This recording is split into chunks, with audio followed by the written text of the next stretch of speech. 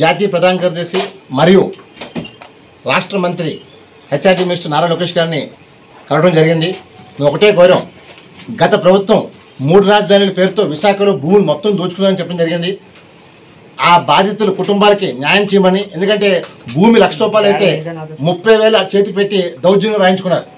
ఇవాళ భీమిలిలో చాలామంది బాధితులు చాలా ఆందోళన వ్యక్తిస్తారు. ఒకసారి రమ్మని చెప్పడం జరిగింది. అలాగే ఆంధ్ర యూనివర్సిటీ మాజీ వీసీ ప్రసాద్ రెడ్డి గారు ఆయన హయాంలో నిధులు అవతవకలు చేశారు. అలాగే చాలామంది ప్రొఫెసర్ని అర్హత లేకపోయినా సరే నియమించారు. కొంతమంది పిహెచ్డీ స్కాలర్షిప్ పిహెచ్డీలు కూడా ఆయన కావాల్సిన మనిషికి ఇచ్చారు. కాబట్టి ఆయన హయాంలో ఇచ్చిన అన్ని దర్యాప్తు చేసి అవన్నీ విత్డ్రా చేయడం కొట్టడం జరిగింది. అలాగే ప్రసాద్ రెడ్డి పైన చట్టపరమైన చర్యలు తీసుకుని అరెస్ట్ చేయడం కొట్టడం జరిగింది. ముఖ్యంగా ఆంధ్ర యూనివర్సిటీలో రాజశేఖర్ విగ్రహం ఉంది.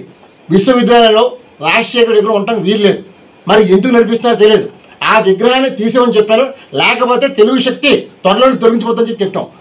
ముఖ్యంగా ఇవాళ గాజువాకలో విశ్వేశ్వర నగర్లో అక్కడ అధికారులు ఇంకా మైండ్ సెట్ మారలేదు.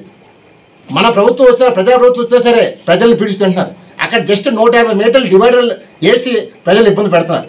ప్రజలు మమ్మల్ని మన పార్టీని అసహించుకుంటున్నారు. మేము ఒకటే చెప్పాం, ప్రజాప్రభుత్వం కాబట్టి ప్రజలకి ఏం కోరుకున్నారో ఒక అన్నగా, తమ్ముడుగా, కొడుకుగా, మనవడుగా మీరు చేయండి సార్. మీ వెంట ప్రజలు ఉన్నారు. ఇవాళ ఆంధ్రప్రదేశ్ ఇవాళ కూటమి ప్రభుత్వానికి 120 సీట్లు ఇచ్చారంటే కేవలం చంద్రబాబు నాయుడు విజువల్ లీడర్ కాబట్టి ఈ రాష్ట్రాన్ని కాపాడాలని చెప్పి పవన్ కళ్యాణ్ చంద్రబాబు కలయికతో ఆంధ్రప్రదేశ్ భ్రమ అభివృద్ధి చెందే ఉద్దేశంతో ప్రజలు ఓటిచ్చారు. ఇవాళ Vaikapa party red book open కోరుతున్నాను. ఎందుకంటే ఇప్పటిదాకా హేళన చేస్తున్నారు. రెడ్ బుక్ అన్నారు, ఏది నాకు రెడ్ బుక్ ఏదని చెప్పి హేళన చేస్తున్నారు. దయచేసి ఆ రెడ్ బుక్ని విశాఖలో స్టార్ట్ చేయమన్నాడు కోడిగూడు శాఖ మంత్రి అమర్ని. మన పార్టీలో మనం భిక్షిస్తే ఇవాళ మన పార్టీనే తిడుతున్నాడు. గతంలో పల్లా శ్రీనివాస్ గారు బిల్డింగ్ కూల్చేసిన అధికారులు ఇవాళ అమర్ బిల్డింగ్ ఇప్పుడు దాకా కొంచెం నోటీస్ ఇచ్చారు. ఏంటి అడుగుతున్నాను అంటే అధికారులు ఎందుకు కుమ్మకాస్తూ అడుగుతున్నారు అంటే మన అధికారులు ఉన్నా సరే, కేవలం అధికారులు మన ప్రభుత్వం ఉన్నా సరే అధికారులు ఇంకా వైసీపీ కుమ్మకాస్తున్నారు. దయచేసి మొన్న ఎలాగైతే సీఎం రేవంత్ రెడ్డి గారు కూల్చారో హైదరాబాద్లో, అలాగే అమర్ కాంప్లెక్స్ కోల్చమని చెప్పి కోరుతున్నాను. జై హింద్.